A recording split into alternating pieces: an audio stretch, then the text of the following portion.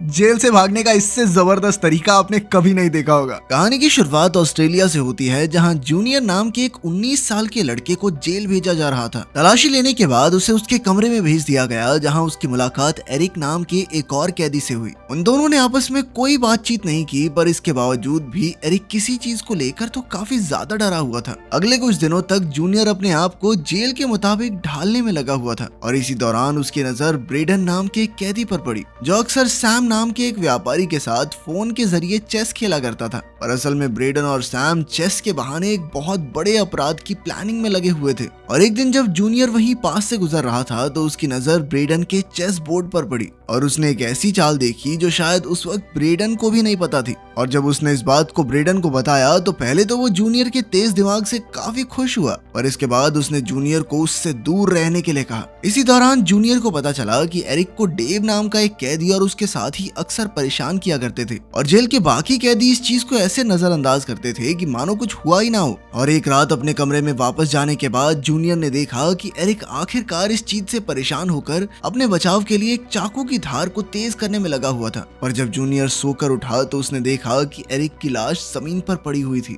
जिसका मतलब ये था कि उस चाकू को उसने डेव के लिए नहीं बल्कि खुद के लिए तैयार किया था। ये देखकर जूनियर ने आसपास के लोगों को मदद के लिए बुलाने की कोशिश की, पर वो चाहकर भी अपने साथी को नहीं बचा पाया। और अब एरिक के जाने के बाद डेव और उसके साथियों का अगला निशाना कोई और नहीं बल्कि जूनियर ही था। और एक शाम उसे अकेला पाते ही डेव और उसके साथियों ने उसे घेर लिया, लेकिन ऐन वक्त पर ब्रेडन और उसके साथियों ने जूनियर को बचाया, जिसके बाद ब्रेडन ने उसे बात करने के लिए अपने कमरे में बुलाया, जहां उसने सबसे पहले जूनियर को कहा कि उसे खुद के लिए लड़ना होगा, कोई और नहीं लड़ने वाला उसके लिए। पर साथ ही वो ये बात अच्छे से जानता था कि जूनियर अकेला डेव और उसके आदमियों से नहीं लड़ सकता, इसलिए उसने जूनियर के सामने एक प्रस्ताव रखा, जिसके मुताबिक वो और उसके आदमी जेल के अंदर जूनियर की रक्षा करेंगे। पर इसके बदले में जूनियर को जेल से निकलते ही ब्रेडन के कुछ काम करने थे। उसकी पूरी बात सुनने के बाद जूनियर ने सोचने के लिए कुछ दिनों का समय मांगा, और कुछ दिनों बाद एक बार फिर से डेव और उसके साथियों ने जूनियर को अकेला पाकर उस पर हमला कर दिया। पर इस बार भी ब्रेडन ने ऐन वक्त पर वहां पहुंचकर उसे बचा लिया,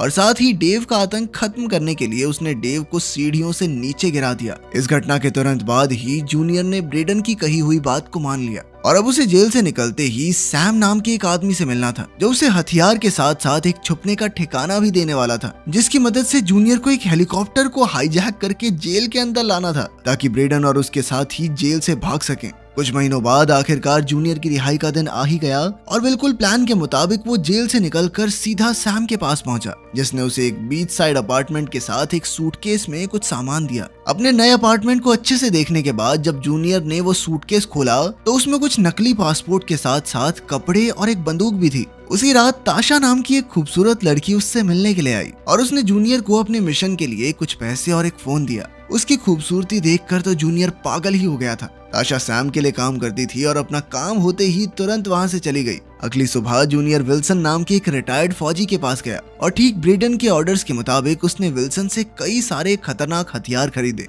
और उन्हें चलाने की थोड़ी सी ट्रेनिंग लेने के बाद वो एक टूरिंग कंपनी के ऑफिस गया। यहाँ से उसने एक हेलीकॉप्टर राइड बुक की, और बीच उड़ान में उसने अपनी बंदूक निकालकर पायलट के सर पर रख दी, और उससे हेलीकॉप्टर को जेल की तरफ ले जाने को कहा। और इसी दौरान जेल में ब्रेडन, मर्व और स्टारियो ने किसी तरह से एक गार्ड को कैदी बनाकर जेल का मेन दरवाजा खुलवा दिया था। और इसके कुछ ही देर बाद जूनियर भी उस हेलीकॉप्टर के साथ वहां पहुंच गया, जिसके बाद वो लोग उस गार्ड को वहीं पर छोड़कर जेल से निकल गए। वो एक खाली माइन फील्ड में पहुंच गए, जहां सैम ने पहले से ही उनके लिए एक गाड़ी का इंतजाम किया हुआ था, और प्लान के मुताबिक वो लोग हेलीकॉप्टर और पायलट को भी वहीं छोड़कर उस गाड़ी में बैठकर वहां से निकल गए। रास्ते में वो लोग खाना खाने के लिए एक जगह पर रुके, जहां मर्व सभी के लिए खाना लाने के लिए रेस्टोरेंट में गया। और इसी दौरान सारे रेडियो स्टेशंस पर जेल से भागे कैदियों के बारे में खबर चल रही थी, जिसमें उनके नाम से लेकर उनके अपराध तक सभी चीजों के बारे में बताया जा रहा था। और इसी के जरिए उन्हें पता चला कि असल में मर्व एक छोटी बच्ची को छेड़ने के जुर्म में जेल में आया था। ये खबर सुनकर ब्रेडन और स्टारलो दोनों ही बहुत गुस्से में थे,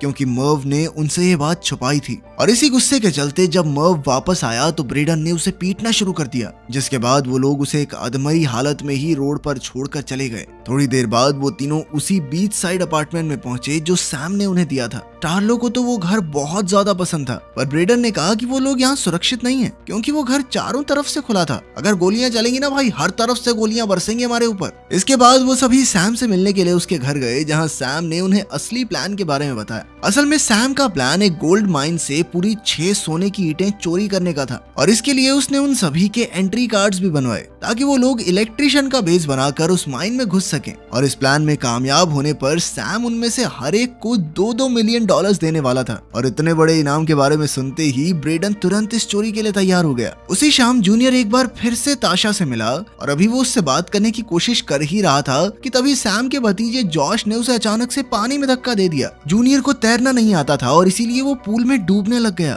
पर तभी ऐन वक्त पर ताशा ने पूल में कूदकर उसे बचाया। इधर पानी से बाहर निकलते ही जूनियर और जॉश आपस में बहस करने लग गए, पर तभी ब्रेडन ने उन्हें रोक दिया। थोड़ी देर बाद जूनियर काफी उदास होकर अकेला ही रोड पर घूम रहा था कि तभी ताशा ने उसे एक चाइनीज रेस्टोरेंट में खाना खाने के लिए पूछा, जिस दौरान जूनियर ने ताशा से अमीर होने के बावजूद भी सैम के साथ काम करने की वजह पूछी, जिस पर ताशा ने बताया कि जिस भी लड़की ने आज तक वहाँ से भागने की कोशिश की, सैम ने उन सभी को मरवा दिया था। अगली सुबह ब्रेडन बीती रात हुए हादसे से बहुत ज्यादा गुस्सा था और साथ ही उसे जूनियर पर इस बात का गुस्सा आ रहा था कि भाई लड़की के चक्कर में क्यों पड़ रहा है तू, सारा काम खराब हो जाएगा। उस दिन वो लोग माइन के पास ही मौजूद एक नए घर में शिफ्ट हो गए, जहाँ से ब्रेडन और जूनियर माइन की रैकी करने के लिए गए और उन्होंने अपना पूरा प्लान तैयार किया। कुछ दिनों बाद आखिरकार वो दिन आ ही गया और वो सभी लोग, जिनमें जॉश भी शामिल था, इलेक्ट्रिशियन का भेस बनाकर माइन में घुस गए। और माइन के ठीक बाहर ब्रेडन का एक दोस्त स्टीव गाड़ी लेकर खड़ा था, जिसका काम उन्हें वहां से निकालने और पुलिस पर नजर रखने का था। बिल्कुल प्लान के मुताबिक ही जूनियर एक वेंटिलेशन डक्ट के जरिए उस कमरे में पहुंच गया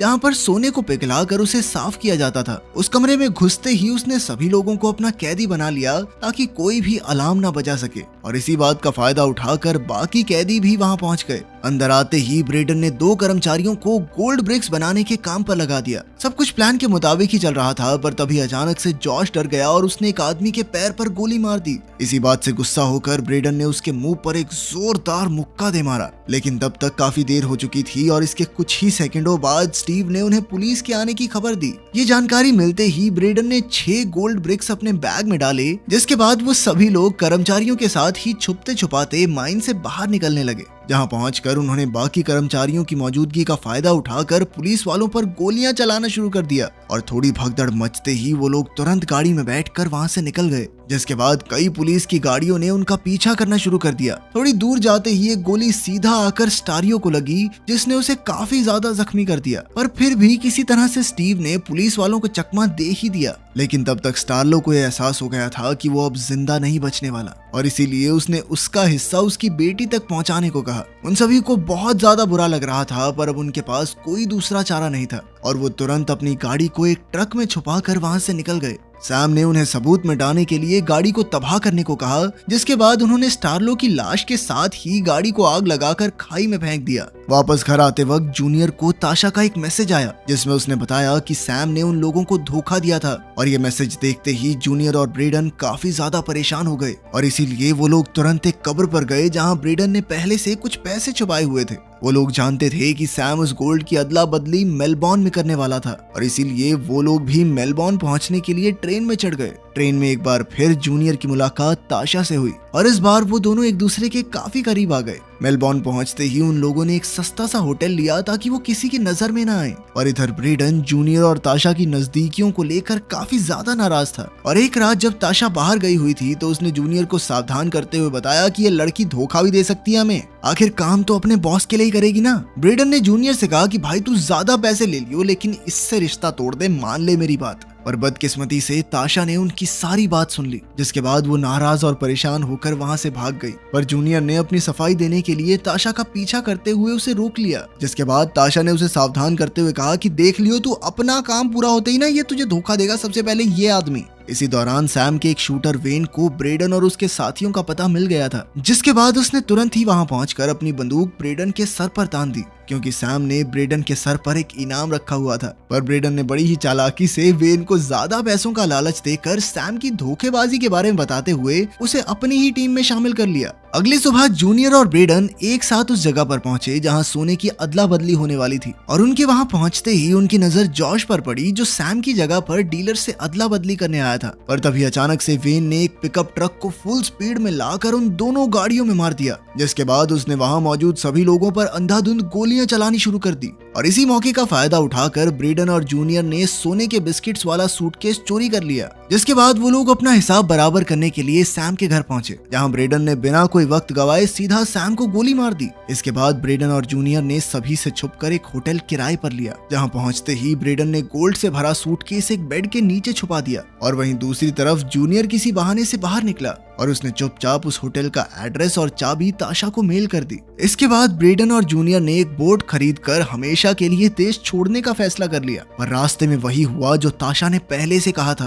पैसे आते ही ब्रेडन ने जूनियर को धोखा दे दिया और अब वो जूनियर को सिर्फ थोड़ा सा ही हिस्सा देने वाला था। लेकिन अब तक जूनियर ने भी कई सारे खूंखार अपराधियों के साथ काफी समय बिता लिया था और वो भी पहले से समझ चुका था कि भाई ये बंदा जरूर धोखा देगा, जिसके चलते उसने ताशा की मदद से असली सोने के पत्थर को बदल दिया था। ये खुलासा होते ही ब्रेडन गुस्से से पागल हो गया और उसने सीधा जूनियर पर हमला कर दिया, जिसके चलते वो दोनों ही पानी में गिर गए। पर इधर जूनियर को तो बिल्कुल भी तैरना नहीं आता था, लेकिन बिना सोने का पता पूछे ब्रेडन उसे मरने भी नहीं दे सकता था, तो वो उसे पकड़कर वापस बोट पर ले आया। और जूनियर के होश में आने के बाद ब्रेडन कहने लगा कि भाई मान गया तुझे, तूने बढ़िया चालाकी दिखाई। जूनियर ने वादा किया कि भाई मैं तेरे जैसा नहीं हूँ, मैं तेरे हक का पैसा तुझे जरूर पहुंचाऊंगा। जिसके बाद वो अकेला एक छोटी सी बोट में बैठकर वहां से निकल गया। अगर आपको इनकी तरह $2 मिलियन यानी 16 करोड़ रुपए दे दिए जाएं तो आप क्या करेंगे, कमेंट्स में जरूर बताना।